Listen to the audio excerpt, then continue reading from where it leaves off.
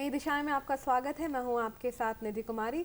हमारे इस कार्यक्रम का ये उद्देश्य है कि हम आप तक ऐसे कहानियां लेके आएं जहां पे जो हमारे समाज के नागरिक हैं वो हमारे समाज के उत्थान के लिए लगातार काम कर रहे हों। हमारे समाज का ऐसा वर्ग जो कहीं ना कहीं आज भी पिछड़ा रह गया हो या फिर संघर्ष कर रहा हो, उनके उत्थान के लिए जो नागरिक हैं या फिर जो संस्थान हैं जो लगातार अपनी स्वार्थ भाव से काम कर रही है, उनकी कहानी आप तक पहुंचाना इस कार्यक्रम का उद्देश्य है। और आज हमारे इस खास कड़ी में हमारे साथ स्टूडियो में ऐसे ही दो खास मेहमान मौजूद हैं। हमारी पहली मेहमान जो हमारे साथ आज मौजूद है वो है नसरीन जमाल।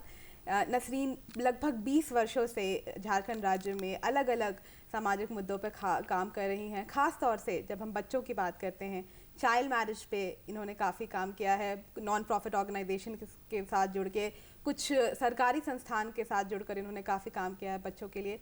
आज के जो हमारे दूसरे मेहमान हैं वो है आयुष कुमार। आयुष अपनी संस्थान के जरिए वो बच्चे जो शिक्षा तक नहीं पहुंच पाए उन तक शिक्षा पहुंचा रहे हैं। मेंस्ट्रुअल हाइजीन को लेके काफ़ी अवेयरनेस फैला रहे हैं ये अभी हमारे राज्य में। हम अपने इस स्टूडियो में दोनों ही मेहमान का बहुत बहुत स्वागत करते हैं। अब दोनों का बहुत स्वागत और बहुत शुक्रिया कि आपने समय दिया हमें। सबसे पहले नसरीन, मैं आपसे शुरू करना चाहूँगी कि जैसा कि 20 साल से नसरीन आप काम कर रही हैं। अभी तो सोशल मीडिया का समय है तो थोड़ा ज़्यादा जागरूकता है लोगों में, तुरंत आप इन्फॉर्मेशन ट्रैवल कर जाती है। लेकिन 20 साल पहले समय अलग थे, समस्याएं अलग थीं। उस वक्त ये एक मन बनाना कि नहीं, मुझे अपने राज्य में लोगों के लिए काम करना है, बच्चों के लिए काम करना है, ये सफ़र आपका कैसा रहा? तो थैंक यू मुझे यहाँ तक आप इनवाइट करने के लिए। तो 20 साल पहले समस्या तो वही रही। ये कहेंगे कि उस समय का जो ये कहेंगे परिस्थिति कुछ अलग रही थी और आज जो परिस्थिति है वो कुछ अलग है। 20 साल पहले कहेंगे कि जब हम काम करने के लिए बाहर निकल रहे थे, एक तो सबसे पहले कि इस सामाजिक कार्य में जुड़ना एक अपने आप में बहुत बड़ी चुनौती होती है। और एक महिला, एक लड़की 20 साल पहले मैं भी बहुत यंग रही थी उस टाइम, और साथ में एक मुस्लिम घराने से निकलना, ये और भी मुझे एक चुनौती का सामना करना पड़ा। हाँ, लेकिन मुझे एक अंदर से एक ललक थी कि इस कार्य को लेकर के आगे काम करना बहुत ज़रूरी है।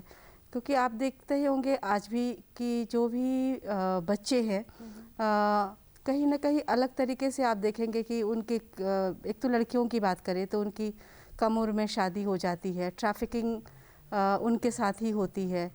और साथ ही साथ आप देखेंगे कि शिक्षा से भी वो ज़्यादा बहुत जुड़ी नहीं रहती है, उन्हें वंचित कर दिया जाता है। तो बहुत सारी अलग अलग मुद्दे रहे हैं जिनको देख कर के लगता था कि इनको आगे लाना बहुत ज़रूरी है। तो कहीं ना कहीं शुरुआत वहीं से हुई है और इसको करने के पीछे बहुत लोगों का सपोर्ट तो रहा है, लेकिन चुनौतियां काफ़ी आगे हमारे आई हैं।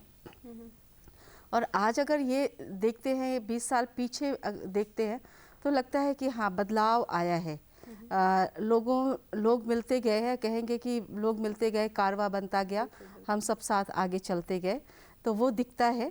तो हमें लगता है कि अभी भी काम करने की ज़रूरत है। एक तो आप जैसे कह रही हैं कि बाल अधिकार के मुद्दे को, बाल के मुद्दे को, है ना, बच्चों के मुद्दे को, तो बच्चों के मुद्दे में हम और एक चीज़ और जोड़ देंगे कि बच्चों के समय लड़कियों के मुद्दे भी और भी गंभीर हो जाते हैं। वो बहुत ही हमें अंदर से कचोटता है। बिल्कुल, उस पर और काम करने की ज़रूरत है जी। आयुष, जब हम आपकी बात करते हैं 2019 में आपने अपनी संस्थान की शुरुआत की जी। अभी के वक्त में जब हम यूथ की बात करते हैं तो उनमें ज़्यादा है कि अपनी पढ़ाई पूरी करनी है और फिर एक जॉब ले लेना है, अपना फाइनेंशियल सिक्योरिटी खुद के लिए चाहिए।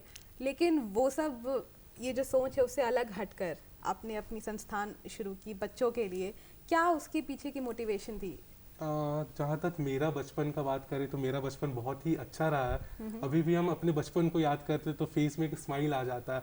खेलना, पढ़ना, खेलना कूदना बेसिकली यही रहता था। लेकिन क्योंकि हम गांव से हैं और पहली बार जब रांची के सेंट जेवियर्स कॉलेज में एडमिशन हुआ तो गांव के मुकाबले शहर में बच्चों का स्थिति बहुत अलग था। गांव पे हम बच्चों को खेलते हुए देखे हैं, उनके हाथों में बैट बॉल देखे हैं, लेकिन हमारे कॉलेज के बाहर ही बहुत सारे ऐसे बच्चे थे जो हवा मिठाई बेचते थे या बलून्स बेचते थे। तो कहीं ना कहीं मन में ख्याल आया कि हम पढ़ पा रहे हैं इतने आसानी से, लेकिन ये बच्चे अपनी पढ़ाई क्यों नहीं कर पा रहे हैं। तो बस इसी सोच के साथ हम लोगों ने अपनी संस्था का शुरुआत किया 2019 में, और हम लोग ऐसे बच्चों को ही टारगेट कर रहे हैं जो कचरा चुनते हैं, जो प्लास्टिक चुनते हैं, उन बच्चों को हम लोग टारगेट करके उन लोगों का एडमिशन हम लोग सरकारी स्कूलों में करवाते हैं। और इसके साथ ही हम लोग वीकेंड्स में, हमारे साथ अभी लगभग 45 युवा काम कर रहे हैं जो वीकेंड्स में जा करके उन बच्चों को प्राथमिक शिक्षा देते हैं। बिल्कुल। नसरीन, जैसे कि हमने कहा कि काफ़ी लंबे वक्त से आप हमारे राज्य में काम कर रही हैं बाल अधिकार को लेकर, जो कुछ सामाजिक मुद्दे हैं उनको घेरे हुए। अभी अगर हम अपने राज्य में देखें तो क्या कुछ मुख्य आपको चुनौतियां नज़र आती है जब हम बाल अधिकार की बात करते हैं, या फिर उनके प्रति जो अपराध हैं उनकी बात करें तो? अभी आप देखेंगे तो बहुत अलग अलग चुनौतियां हैं। जैसे ये कहेंगे कि ट्रैफिकिंग जो है एक बहुत बड़ा मुद्दा है, और ये चुनौती है कि हम अकेले, या हम कहेंगे कि जो हमारे सरकारी तंत्र है उनके साथ मिल करके इस पे प्लान करना, उनके साथ मिल के काम करना, एक नेटवर्क बनाना, एक कैंपेन करना एक चुनौती रहा है, और वो अभी भी है। क्योंकि जब आप किसी मुद्दे को लेकर के आगे बढ़ते हैं तो वो सिर्फ उसका मुद्दा नहीं होता है, वो पूरे समाज का मुद्दा होता है, वो पूरे देश का मुद्दा होता है। लेकिन जब काम करने की बात आती है तो कुछ गिने चुने ही लोग आगे आते हैं, तब लगता है कि ये मुद्दा पता नहीं मेरा तो नहीं है, क्यों लोग पीछे हट रहे हैं। तो ये बड़ा चुनौती होता है। और हाँ, ये चुनौती आई भी है, लेकिन कभी पीछे हटने की बात नहीं आई। तो हमें लगता है कि इस तरह की चुनौती हर समाज सेवी के साथ में आती होगी, क्योंकि हमने भी अपने बहुत लोगों के साथ में बातचीत किया है, तो चुनौती का सामना उन्होंने भी किया है। लेकिन ये जब चुनौती आती है और लोग साथ नहीं देते हैं तो मन बड़ा हताश होता है कि लोगों के साथ की बहुत ज़्यादा ज़रूरत होती है। क्योंकि कहीं ना कहीं हर घरों में अगर देखा जाए तो ये मुद्दा हर घरों से जुड़ा हुआ है, लेकिन हम उसे नज़रअंदाज कर देते हैं। और वो नज़रअंदाज इसलिए कर देते हैं, अरे इसको तो हम संभाल लेंगे। समाज में जब आते हैं और वो मुद्दा जब दिखता है तो फिर लगता है कि नहीं, हम इस पे क्यों पहल करें, हमारे पहल करने का मतलब क्यों है। तो ये बड़ा चुनौती वाला सवाल यहाँ पे खड़ा हो जाता है। तो हमें लगता है कि यहाँ से हम सब लोगों को एक और भी साथ मिल के काम करने की ज़रूरत है। ज़्यादा ज़रूरत है जी बिल्कुल। जैसे कि आपने कहा कि अभी तो कोविड का भी काफ़ी समय चल रहा है, आपने बताया ट्रैफिकिंग हो गया या चाइल्ड मैरिज बहुत बड़ा इशू है हमारे राज्य में, और कोविड के समय ये और ज़्यादा तेज़ी से हो रहा था, जो शादियाँ हैं बाल विवाह बहुत तेज़ी से हो रहा था। तो क्या कुछ मुख्य कारण रहे इसके, और इसके साथ ही क्या कुछ आपका प्रयास रहा इसके प्रति काम करने का? हाँ, क्योंकि कोविड के टाइम में अगर देखेंगे तो ये कोविड का मार सबके ऊपर आया है, लेकिन ख़ास करके अगर देखेंगे तो हमारे किशोरियाँ जो है ना घरों में रही हैं, उनके ऊपर में ज़्यादा आया है। एक तो उनकी पढ़ाई छूट गई, दूसरा कि उनके ऊपर में घर के काम का बोझ हो गया। मेंटली अगर बोलेंगे कि मानसिक तनाव जो है उन पर बहुत ज़्यादा हुआ, और उनके ऊपर यही हुआ कि जो भी लड़कियां बड़ी हो रही थी बाहर से, जब उनके पिता है भाई है वापस आए तो जो भी बचा पैसा उनके पास था तो लगा कि इनकी शादी करके निपटा दो। तो उन्हीं के ऊपर में एक दबाव भी बना और उन्हें शादियां कर दी गई। और उसी से ये हम कह सकते हैं कि एक कारण ये भी रहा है कि कहीं ना कहीं लोग ये हमेशा से समझते आए हैं कि लड़की जो बोझ है तो इसको कैसे हमें निपटा देना है। तो एक तो ये कारण दिखा है कोविड के टाइम में भी। दूसरा ये भी है कि लोगों ने ये भी सोचा कि कम पैसे में भी शादी हो जा रही है, तो वो भी एक कारण दिखा है। और शादी सिर्फ लड़कियों की ही हो रही है, ये भी मानते हैं कि लड़कों की भी शादी हो रही है, लेकिन ज़्यादा होता है कि लड़कियों की ही शादी करके हम उनको निपटा देते हैं। तीसरी बात ये है कि आप देखे होंगे कि स्कूल जब बंद हो गए और ऑनलाइन क्लासेस शुरू हुआ, जब बच्चे पढ़ाई करना शुरू हुए तो घरों में मोबाइल कम मिला। और जहाँ भी मोबाइल है, अगर मेरे घर में भी बोलेंगे कि एक मोबाइल है तो हमने बेटे को पहले दे दिया, बेटी को मोबाइल नहीं दिया, तो पढ़ाई तो से वो तो छूट गई, उसका कनेक्शन तो ये हो गया। तो उसके पास कोई अलग सा ऑप्शन नहीं बचता है कि वो क्या करे। लड़कों के लिए तो ऑप्शन है, लड़कियों के लिए कोई ऑप्शन नहीं है, बस यही होता है अब उसकी शादी कर दो, अब तो पढ़ाई कर नहीं सकती वो, तो एक ऑप्शन वही दिखा, शादी कर दो। तो एक ये बहुत बड़ा एक चुनौती भी कहेंगे और एक लड़कियों के ऊपर में एक तनाव भी कहेंगे जो दिखा है कि चाइल्ड मैरिज जो है इस तरीके से ज़्यादा दिखा है। आयुष, आपका जो एक इनिशिएटिव चलता है द स्ट्रीट स्कूल, जहाँ पर आपने कहा कि जो बच्चे हैं जो स्कूल्स नहीं जाते हैं या फिर जो चाइल्ड लेबर कर रहे हैं उनको इन्वॉल्व करना है, तो हम चाहेंगे ये जो आपका इनिशिएटिव है इसके बारे में आप हमारे दर्शकों को कुछ बताएं। द स्ट्रीट स्कूल बेसिकली ऐसा आइडिया है जिसमें जो बच्चे स्कूल नहीं जा पा रहे हैं उनको प्राथमिक शिक्षा से जोड़ना, क्योंकि प्राइमरी एजुकेशन एक ऐसा मार्ग है जिससे मतलब वो भविष्य में कभी ना कभी बच्चों का काम आएगा ही। अगर वो आज 2+2 सीखते हैं तो वो फ्यूचर में उनका काम आएगा ही। तो हम लोगों ने इसी मोटो से स्ट्रीट स्कूल का शुरुआत किया, जहाँ पे जिन ऐसे बच्चे जिनके पेरेंट्स रिक्शा चलाते हैं और खुद बच्चे भी अलग अलग तरीक़ों से कुछ ना कुछ काम करते रहते हैं, तो हम लोग वीकेंड्स में जा कर के बच्चों से मिलते हैं। हमारे पास हम लोग बच्चों को 3 पार्ट में डिवाइड करके रखे हैं, लेवल 1, लेवल 2, लेवल 3, और उस हिसाब से हम लोग उन लोगों को पढ़ाते हैं। इसके लिए हमारे साथ लगभग 45 वॉलेंटियर्स जुड़े हुए हैं, और ये सिर्फ अभी रांची में ही नहीं, रांची के अलावा गुमला और धनबाद में भी ये चल रहा है। तो सबसे पहले तो मैं आपकी तारीफ़ करना चाहूँगी इस चीज़ के लिए, क्योंकि जब कोविड हुआ तो कहीं ना कहीं जो मिडिल क्लास फैमिली है या फिर अपर मिडिल क्लास फैमिली है उनके लिए ये आसान था कि मोबाइल्स के थ्रू बच्चों के एजुकेशन कंटिन्यू करवा दे, लेकिन ख़ास तौर से जो गरीब बच्चे हैं उनके लिए एक बहुत बड़ा चैलेंज था, उनका एजुकेशन पूरी तरीके से रुक गया। तो यहाँ पर उन तक जाना और उन तक शिक्षा पहुँचाना अपने में एक बहुत ही काबिल तारीफ़ बात है। नसरीन, हम बात कर, आपने कहा कि क्या क्या वजह थे जिस वजह से चाइल्ड मैरिज जो है वो काफ़ी कोविड के ये वक्त तेज़ हो गया, या फिर ट्रैफिकिंग की जो समस्याएं हैं वो बढ़ गई, लेकिन इससे निपटने के लिए किस तरीके के जो है इनिशिएटिव्स लिए गए हैं, किस तरीके का काम आप जुड़ी हुई हैं, किस तरीके के काम से? हाँ, क्योंकि ये देखेंगे कि अलग अलग तरीका अलग अलग जगहों पे लोगों ने अपनाया है, और अभी हम जिस ऑर्गेनाइजेशन या संस्थान के साथ जुड़े हुए हैं वो international centre for research on women, जो रिसर्च का काम करती है। तो हम उनके उस ऑर्गेनाइजेशन के तहत अभी जो जिस तरीके से काम कर रहे हैं कि संथाल रीजन में ही कि हम किशोरियों को सशक्त करते हैं, उनको हम एक हमारा उमंग करिकुलम है जिसके माध्यम से हम किशोरियों को स्कूल में भी और कम्युनिटी में भी स्पोर्ट्स के थ्रू उनको हम उमंग के करिकुलम के तहत ट्रेनिंग या कहेंगे कि सत्र ऑर्गेनाइज होता है, जिसमें उनको बात होती है जेंडर नॉर्म्स के बारे में, हिंसा के बारे में, साथ साथ उनको डिसीज़न मेकिंग के बारे में अलग अलग उसमें सत्र है और बात होती है। अगर किसी किशोरी को आप कहेंगे कि अपनी शादी घर में जाकर के करो, कि शादी नहीं करनी है, तो शायद वो ना करे और करेगी भी नहीं, और एक अलग सा उसके ऊपर में एक बात आ जाता है। तो लेकिन यहाँ पे अगर हम किशोरी को सशक्त करते हैं और उनको पढ़ाई से जोड़ते हैं तो वो अपनी बात को कह सकती है। तो एक तरीका हम लोगों ने देखा है और उसको अपनाया है जो बहुत ही अच्छा लग रहा है या फ्रूटफुल कहेंगे वो दिख रहा है। और स्कूल में टीचर्स जो है उनके साथ हमारी ट्रेनिंग होती है और टीचर्स को भी हम उस करिकुलम के तहत ट्रेनिंग देते हैं और वो बच्चों के साथ में एक एक सत्र लेते हैं, और जब वो बच्चों के साथ बातचीत करते हैं तो ये बहुत अच्छा एक मैसेज भी जाता है, क्योंकि स्कूल एक ऐसा माध्यम है जो बच्चों को वहाँ से जानकारी मिलती है।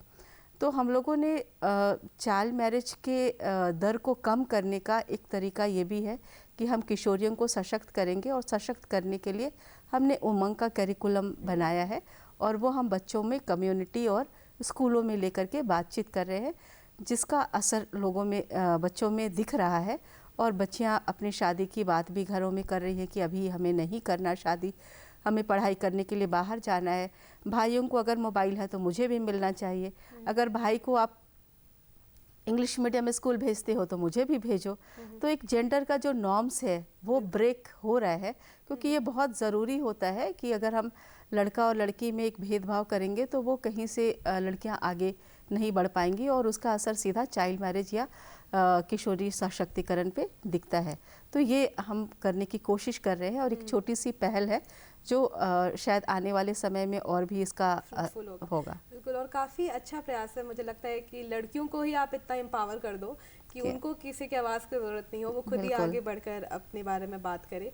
आयुष, आप एक और इनिशिएटिव चलाते हैं, जब खास तौर से अभी जब हम लड़कियों की ही बात कर रहे हैं, तो मेंस्ट्रुएशन में जो अवेयरनेस है उसको लेकर आपका एक ये चलता है इनिशिएटिव मिशन बबुनिया करके। बिल्कुल, उसके बारे में हम चाहेंगे कि आप कुछ बताएं हमारे दर्शकों को। मिशन बबुनिया का भी शुरुआत आज से लगभग 1.5-2 साल पहले ही हुआ।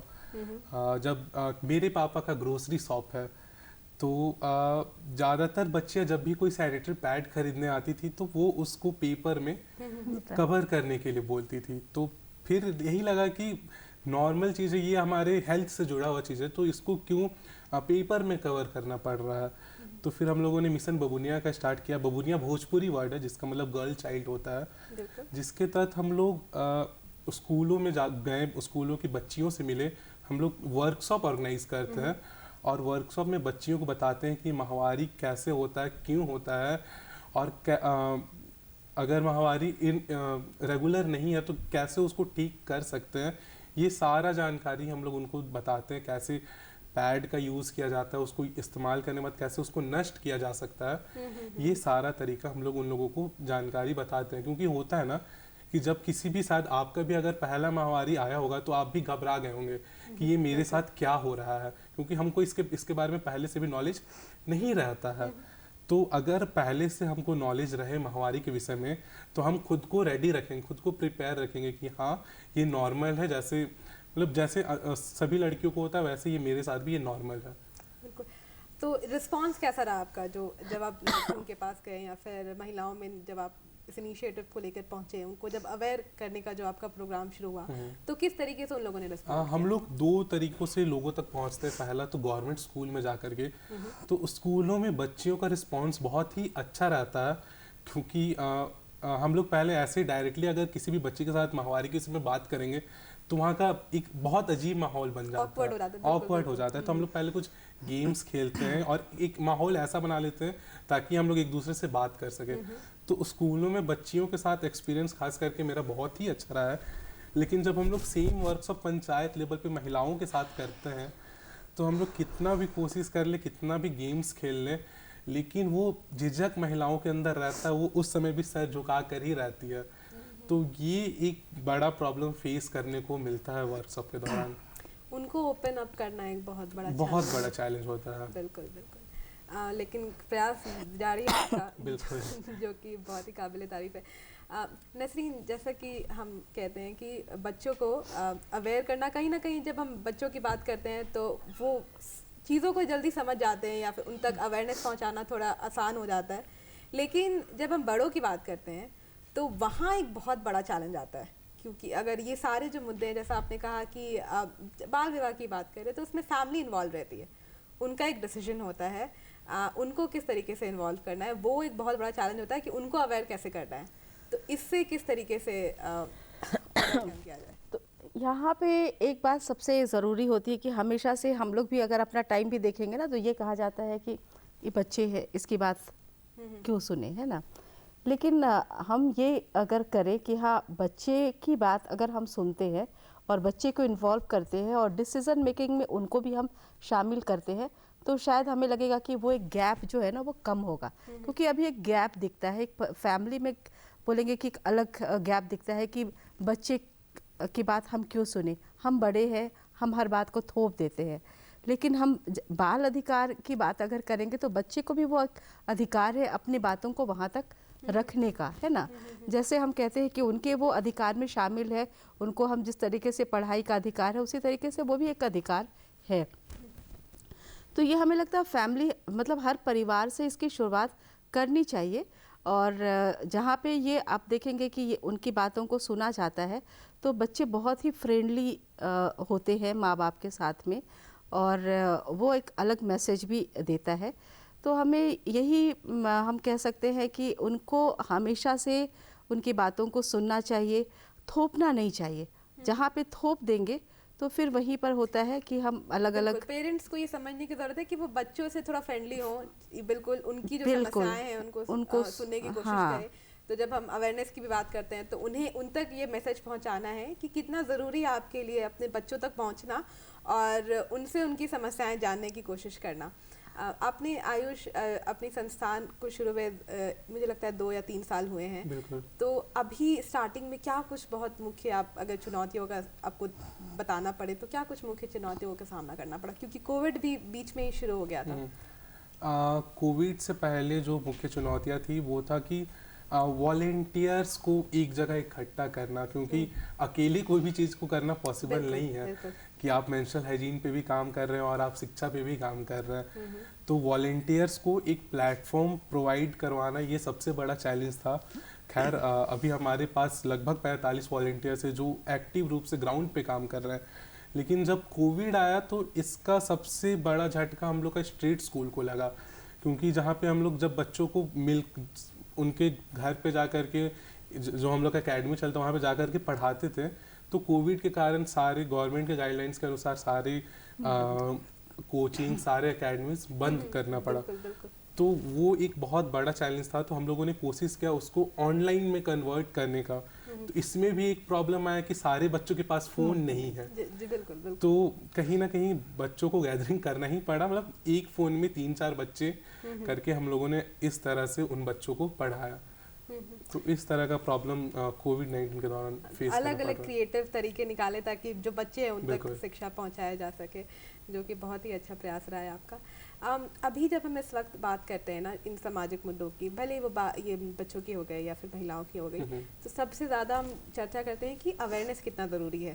ठीक है, कुछ भी अगर हम प्रोग्राम चला रहे हैं तो सब लोगों में अवेयरनेस पहुँचाना है। तो अवेयरनेस पहुंचाने के लिए किस तरीके से आयुष आपने काम किया है कि जो प्रोग्राम्स चल रहे हैं, जो इनिशिएटिव है, उसके थ्रू लोगों को अवेयर करना है? अवेयरनेस तक का जहाँ तक हम लोग बात करें तो पेरेंट्स के भी माइंड में एक रहता है कि हम बच्चों को क्यों पढ़ाएं, वो जा करके कुछ कमाएगा तो वो उससे उनका लाइफ का सैलरी बढ़ेगा। ये बिलो पॉवर्टी लाइन के बारे में अगर हम लोग बात करें तो कहीं ना कहीं अगर हम उनके पेरेंट्स को बताएं, अवेयर करें कि शिक्षा से क्या उनका बदलाव हो सकता है, अगर वो इस चीज़ को समझ जाए तो खुद ब खुद चेंज आ जाएगा। वो खुद ब खुद स्टार्टिंग में इनफैक्ट ये हुआ था कि जब हम लोग बच्चों को पढ़ाने जाते थे तो पेरेंट्स अपने बच्चों को नहीं भेजते थे, लेकिन जब पेरेंट्स उस चीज़ को समझे, जब हम लोगों ने पहले पेरेंट्स का सेशन लिया, क्योंकि ये खुद भी चैलेंज है कि आप बच्चों को पढ़ाना चाह रहे हैं लेकिन पेरेंट्स ही भेजना नहीं चाह रहे अपने तो जब हम लोगों ने पेरेंट्स का सेशन लिया, पेरेंट्स को हम लोग शिक्षा का वैल्यू समझाएं, तो उसके बाद पेरेंट्स, बच्चे अगर नहीं आना चाहते हैं तो पेरेंट्स उनको बच्चों को भेजते हैं वहाँ पे। ये कैसा एक्सपीरियंस रहा उनको काउंसलिंग देने का या फिर उन तक समझाने का? उनका रिस्पांस कैसा रहा जब आप पेरेंट्स को अवेयर करने गए? तो पेरेंट्स का रिस्पांस मतलब स्टार्टिंग में वो भी चाहते थे कि उनका बच्चा मतलब काम करे, घर में 2 पैसा लाए जिससे उनका घर का जो स्थिति है वो सुधरे। ऐसा नहीं है कि घर में किसी का खाने का कमी है, क्योंकि जितने भी बीपीएल वाले गवर्नमेंट उनको राशन प्रोवाइड करवा रही है। सब कोई चाहते हैं अपना जीवन का एक शैली है उसको अच्छा करना, तो इस वजह से वो अपने बच्चों को कमाने के लिए भेजते थे।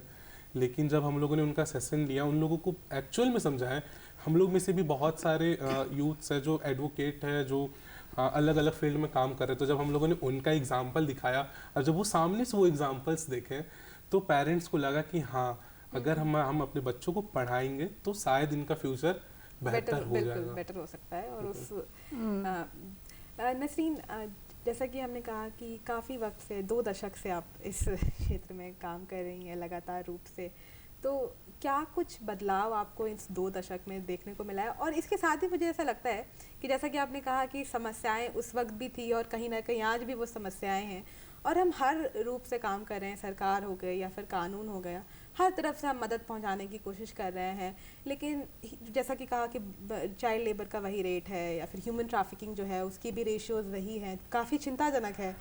क्यों हम रुके हुए, क्यों कहीं ना कहीं जिस स्तर पे बदलाव होना चाहिए था वो हम अभी तक पकड़ नहीं पा रहे हैं? हाँ, ये कहेंगे कि समस्याएं तो वही हैं, लेकिन ये कह सकते हैं कि उस टाइम बात करने के लिए लोग कम थे, या थे भी तो लोग करना पसंद नहीं करते थे या करना नहीं चाहते थे, लेकिन लोग अब बातें करना चाहते हैं और कर रहे हैं और बदलाव पहले से तो दिखा है। अगर हम कहेंगे कि पहले का जो डेटा भी अगर आप देखेंगे, NFHS का जो डेटा है चाइल्ड मैरिज का भी, वो अभी थोड़ा कम है, झारखंड का भी। तो ये सब बदलाव तो है। हाँ, ये कह सकते हैं कि हम जैसे अभी आयुष बता रहे, तो ऐसे हमारे साथ और लोग भी हैं जो निकल करके आ रहे हैं कि हम अपनी पढ़ाई के साथ साथ सोशल वर्क में भी टाइम देंगे। तो एक मोटिवेशन उनको भी मिलता है कहीं ना कहीं पढ़ाई के माध्यम से, क्योंकि लोगों को लगता है कि ये प्रोफेशन क्यों ले रहे हैं, ये क्यों चुन रहे हैं। तो ये एक बदलाव दिख रहा है, लोग निकल करके आ रहे हैं। हाँ, ये है कि हमें और भी लोगों को लाने की ज़रूरत है, और जिस तरीके से लगता है कि हम सोच रहे हैं कि हम एक कदम आगे बढ़ाएं तो दूसरा कदम दूसरा ना बढ़ाए तब तक हम आगे नहीं बढ़ पाएंगे, तो वो कम है। और भी बदलाव लाने की ज़रूरत है, लेकिन लोग निकल कर के आए हैं, बदलाव हुआ है और थोड़ा कम है, लेकिन और भी हमें बदलाव लाने की ज़रूरत है। चेंजेस थोड़ा स्लो है लेकिन चेंजेस आ रहा है। मुझे लगता है आप दोनों ही एक बहुत बड़े एग्जाम्पल हैं कि किस तरीके से आप उस ये जैसा कि आपने कहा उस वक्त खुद ही एक बहुत बड़ा चैलेंज था कि एक महिला के लिए बाहर आकर इस फील्ड में काम करना। और आयुष, आप एक बहुत बड़े एग्जाम्पल हैं कि किस तरीके से अपने करियर को, अपने जो स्वार्थ है उसको थोड़ा साइड रखकर अपनी सोसाइटी को कुछ देना है। आप लोग यहाँ आए, अपनी कहानी हमारे दर्शकों तक पहुँचाए, उसके लिए बहुत बहुत शुक्रिया। इसी के साथ हमें भी दीजिए इजाज़त। नमस्कार।